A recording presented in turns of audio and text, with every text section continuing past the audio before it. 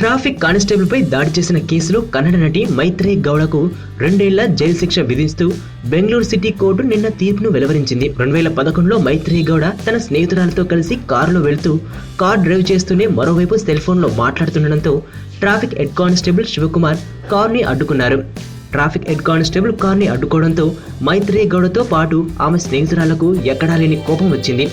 దాంతో గొడవకు దిగడమే కాకుండా అతడిపై దాడి కూడా చేశారు. దాంతో బసవేశ్వర ట్రాఫిక్ పోలీస్ స్టేషన్ లో కేసు నమోదైంది మైత్రేయి గౌడపై. కాగా ఈ కేసు విచారణకు రాగా మైత్రేయి గౌడతో పాటు ఆమె ఫ్రెండ్స్ రూపా, సుప్రియ, రేఖలను దోషులుగా గుర్తిస్తూ మైత్రేయి గౌడకు 2 ఏళ్ల జైలు శిక్ష, ఆమె ఫ్రెండ్స్ కు 1 సంవత్సరం శిక్ష విధిస్తూ తీర్పు వెలువరించారు. అయితే శిక్ష ఖరారైన వెంటనే నలుగురికి బెయిల్ మంజూరు చేసింది నగర 5వ ACMM కోర్టు.